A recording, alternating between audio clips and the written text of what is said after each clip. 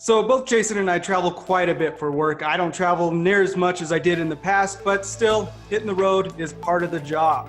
And today we're going to talk about what technology, what gadgets we take along with us while we're on the road to kind of make our lives easier. I'm Jason Cipriani. That's Jason Perlow. This is Jason Squared, and we're talking travel tech. Jason, what's one of your favorite things that you take on the road with you? I don't know a favorite, but there are some certain things that are essential if you're going on the road, especially with all the gadgets that we carry nowadays. Obviously, my current employer issued me a MacBook Pro, and of course, it's the 2018 model, and that thing charges with USB-C.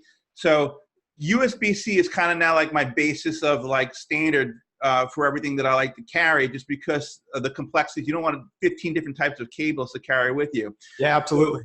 Yeah. So I mean, now of course. Obviously, I'm an iPhone user and an Android user, so I carry straight through USB charging cables. The one that that's certified to work on a 100-watt Apple Direct USB-C to USB-C cable, Lightning cable, a Thunderbolt cable will work with Android phones. It'll just step itself down. But of course, with iPhones, it's a little bit more complicated because you have to have USB-C to Lightning, right? If you want to be able to, it's insanity. So now you've got at least two cables. But now, of course, if you got an accessory that's older that uses, USB micro, you got to have one of those. So you're going to carry a couple different cables anyway. I happen to like to go with Anker brand just because I think they have a really good quality cable. The Powerline 2, it's got extra reinforcement on the connections on where the bend area is. Right. And they come in a couple of different colors, which is what I like. So you don't want to have like 4 different white cables in your bag because you're trying to figure out which one is which, And then so I usually keep a yellow and a red and a white and a black and at least or an orange or a green, whatever I have. And I know that particular color is associated with that kind of a connection. It makes it easy to spot inside the bag. And they're about $12, $13 a piece. Got to have your cables, right? Now, of course, I wish there was only one kind of cable. I wish we just had USB-C, the USB-C. That would make life a lot easier, but that's what we got to deal with right at this point. That's a good point. I used to have these little magnetic color wraps that went around my cables, but those things would come off in my bag and it would make a mess. I actually, because we receive so many gadgets and phones and other stuff for review, I just kind of borrow cables from that kind of, from the boxes from that. But getting color-coded cables, actually, I think that's a pretty good life hack right there. So I also carry with me a portable battery. That's kind of like the staple of what goes in my bag. You got to have a battery. Yeah. And right now, what's in my bag is the Mophie Power Station XXL. It's their newest portable. Great product. Little pricey for the money, but very high-quality product, very reliable product, I've found. It's $70. It has a nice fabric finish to it that I like. I actually test and review battery packs and put them through a whole gamut with gadgets hooked up to them to see how, their not kilowatt hours, that'd be a strong battery pack, their milliamp hours, and how everything stacks up. And it's actually one of the most efficient packs I've ever tested. So, $70, you're getting your bang for your buck because you're getting all of the juice out of it that you can possibly get. Depending on the situation, has a USB-C port with power delivery, I believe, and has a couple of USB-A ports. It's well-rounded, it's very portable, it's well-designed, and that being able to charge while I'm on the go, whether it's on the plane or, right in a taxi to the hotel after I've been on the plane is key to me. And so portable battery pack. What do you do for power though, Jason, once you get to the hotel? Well, here's the thing. So the more modern hotels will have USB-A ports built into some of the desks and some of the light lamps, but they're not high output. They're not like 10-watt ports, the older, 2-watt ports. So if you're low on juice and then you need to go to a hotel and change and you need to juice up, those are not the best possible ports that you can use. They're not bad for overnight usage, but they take a long time. And they certainly don't work great with iPads and things like that that use 10 or 15-watt, power draws. Your device will draw faster than you can charge with those ports. So I happen to like, you're going to want at least one good multi-port power brick, right? So again, Anker, RAV Power, Satechi, there's a couple of good ones on Amazon. Generally, you want something that's in the 45 to 70 or 100 watt range. with like, I would say 3 or 4 USB-A 10-watt ports. You can also get the quick charge 3.0 ports on those USB-As, but now you got ones with the USB PD ports as well. There's like 1 or 2 on the market that have multiple USB PDs. Typically, I like the blocks that have their own little charging cord at the end, because then you can go into an AC receptacle that's tight and then, you know, string the power cord out and then put the block on the desk and put everything you want. Those are good to have for the hotel room or for your office desk or wherever you're going. But for on the go, if you don't know where you're going to be, I happen to like the small gallium nitride chargers that are in the 30 to the 45 watt range that Anker, RAV Power make. They've got like 5 or 6 different models now. Some with single USB PD outputs, some with, you know, multiple USB PDs or a USB PD and a USB A. Those are good because they're flat. They're low profile. They fit very, very, you know, well in the bag. You know, if you got one of these small bags like I do, this is one of these Timbuktus, you know, it fits really nice in one of the small pockets. It doesn't take up a lot of space. The other thing I like to have are portable surge suppressors. Now, Trip Lite has some good models. There's a couple of others that I saw on the web that are newer. Belkin has a nice one with 3 AC adapter connectors and 2 USBs and a rotating AC connector plug. So like if you're in one of these tight areas where you can't quite get the plug in, on like at the back of a bed or something, because some of these older hotel rooms are not retrofitted at all. You know, if you got a place that was built in the 80s or 90s or something, it's not necessarily up to date with all the latest stuff. You know, if you're at like if you're at $100 a night place, you're not going to get the same amenities as a $200, $300 a night place. So with expense accounts and major corporations, they're kind of driving it down as to what we're allowed to stay at. So it's good to have the ability to work around some of these issues. You know, I pay for my own travel as a freelance writer, and I have a very tight budget when it comes to travel, and I've stayed in some very shady places. Yeah. Unintentionally, not knowing. I just thought, hey, all right, well, I'll make it work, and I get there. The free breakfast is usually the priority over room amenities. Usually, it's like, yeah, and even at that, I don't touch it.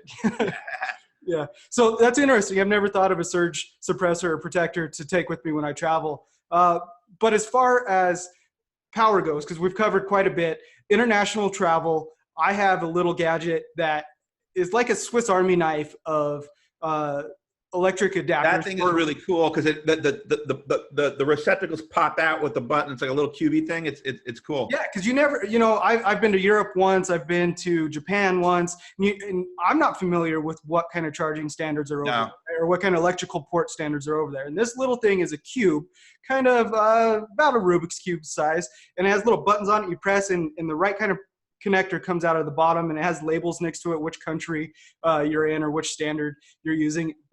And then it has a couple 110 volt normal US plugs on it, as well as 4 USB ports. Now, it's not the fastest charger, but usually when I'm charging, it's overnight in the hotel room, and I don't need to top off, you know, real fast. I do have a couple of those Anker chargers you were talking about as well, 45, 60 watt chargers if I'm in a hurry. But that international adapter, I think it's like $12 on Amazon.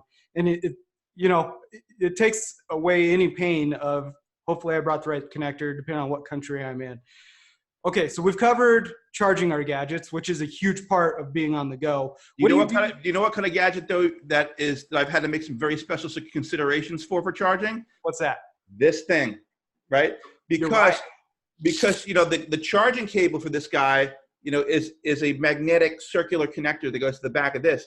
But it pulls right off in a bag, because if you got stuff moving around and your watch is low and you need to charge it, and it takes like a good hour and a half to charge the thing. There's no real fast charge solution. There's no USB-C port connector. You can just go zap and it's done, right?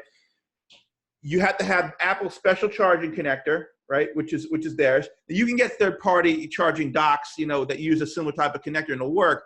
But honestly, Apple's charging cord is still the best one. Now, what they do have is these little cases that look like AirPod cases, and you put the cable inside it, and then what you can do is you put the watch in the case, and it's secure, and you zip it closed with the cord coming out, and you plug it in, and it keeps it secure. It keeps it from falling off. So this way, it'll charge good.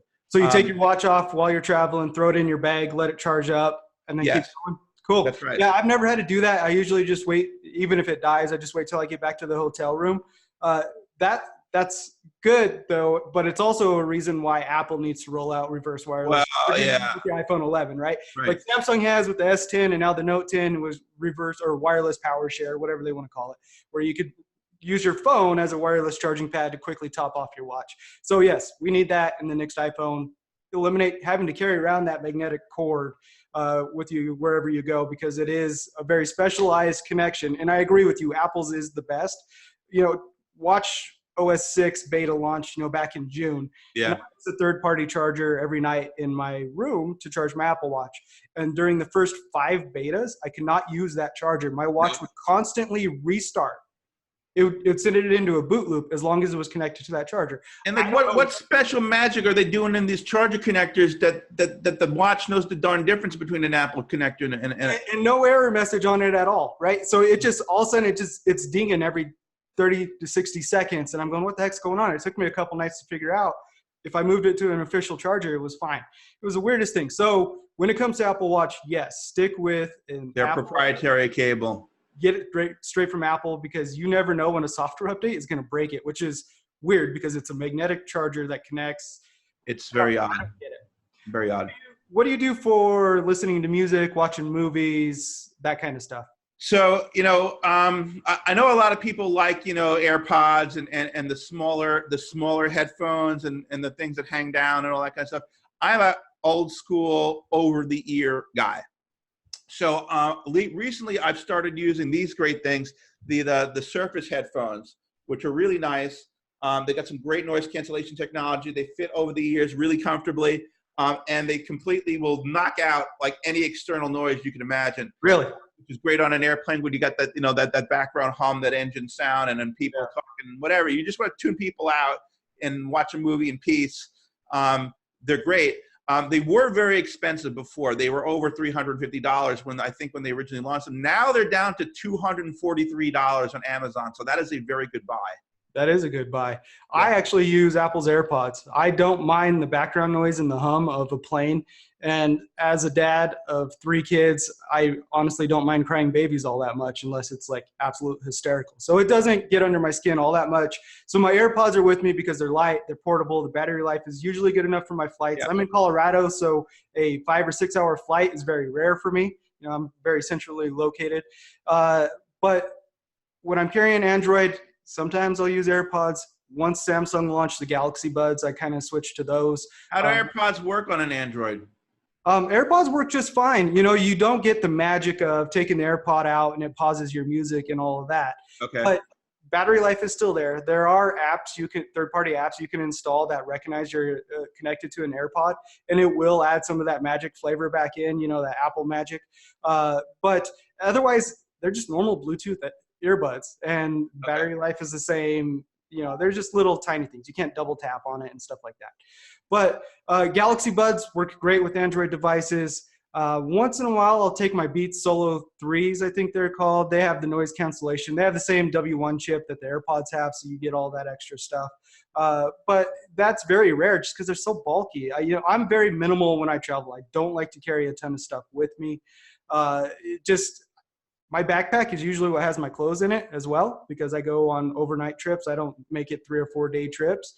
So the less I can put in my bag and still get my proper amount of work done and have all the tools I need to do it, the better for me. So yeah, AirPods, Galaxy Buds, whatever's compact and lightweight that I could take with me. Now, how big is your laptop? Do you have a 13-inch laptop, or do you have like a 15-inch laptop? So I have a 13-inch MacBook Pro with Touch Bar. It was the first one they launched. Okay.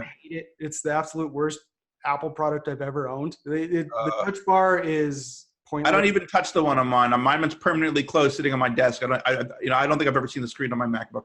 Yeah, and the Touch Bar is not what Apple said it was going to be. Developers did not adopt it. It just Touch ID is the best part of that whole thing. I love being able to log in just by Hey, but wait till they get Face ID, and then I'll be There all you go. over on Then you'll be happy. that. You got me, man. You got me to say I love Touch ID. Are you happy? There you go. Okay. So that goes in my bag, but actually, you know, I would say 50% of my trips, I don't even bring that with me. I take my iPad Pro with me. I have a 12.9-inch iPad Pro. I love the 12.9. I actually just sold my existing one, my previous one, and I'm waiting on the new model. But the 12.9 for me is the perfect size, just because you can do real work on it, you know. Yeah. And yeah. Yeah, I mean, there's one little thing in the browser I'm not able to do right now that's kind of putting a cramp in my style. But Yeah, I know which one you're talking about. That one's a pain in the butt. yeah. But hopefully Apple gets that fixed, and I'm able to use that solely as a full laptop replacement. So I'd say 50% of the time iPad goes with me, MacBook stays home. But another thing that's a staple in my bag when I travel is my Nintendo Switch. And you know, growing up, I You're gamed. a gamer, huh? You like your toys. Well, yes, but growing up, I gamed a lot. Once I had kids, I kind of quit. The Switch is what got me back into gaming because it's so portable and easy to use. So I tinker with that. You know, I went to Europe last summer and I played Fortnite with my kids while sitting in an airport in Italy. And you like that better than your iPhone for playing Fortnite with another game? Absolutely. I hate my phone battery draining, and even though we've talked quite a bit about having extra batteries and stuff like that, I hate having to always worry about what percentage it's at and trying to do, well, I have enough to get me to this point to charge and worry about cables and all of that. So I'd rather have a dedicated gaming device. I do wish there was plenty of upgrades for the Switch. I think what they released this year is just kind of a holdover until we get to a Switch Pro, if you want to call it that, next year. But they're not expensive, and they got a decent game ecosystem, so I can certainly understand the appeal to that. Yeah, $300. You know, games are, you could get some really fun mobile-like games for under $5 and entertain yourself for hours. And like I said, if you want to play with your kids, play some Fortnite, that's there too, which we do. What about you? So you have your MacBook Pro. You said work. My Kindle Oasis. Yeah. Now it is so there are much cheaper Kindles you can get. You know, what are they at, like $50 now or something like that for the basic or something? That's perfectly fine for most human beings. I happen to like the Oasis. It's so tiny. I had the first generation of Oasis. I know there's a newer generation. Those are like $400. But honestly, to be able to just put the gadgets away that are bleeping and notifying and all that garbage, right? Just to be able to sit down with a nice book, cup of coffee, chill out at, you know, at your hotel room in bed, you know, turn the lights down with a little bit of, you know, incense and a little bit of the background lighting on the Kindle, just read a nice book. Yeah. It's awesome to be able to do that. Yeah, being on the road could be tough sometimes, especially being away from family. And so having a few moments to kind of zone out and escape the grind that it is nice to be able to do. Anything else you have in your bag? You know, like I said, all the different types of chargers. I do have a cleaning cloth that I keep for my smartphone because, you know, as we know with these phones, these lenses on these things. First of all, I have a glass screen protector which is going to get smudgy. I use the Alpha Glass from OtterBox, although they call it a different product now.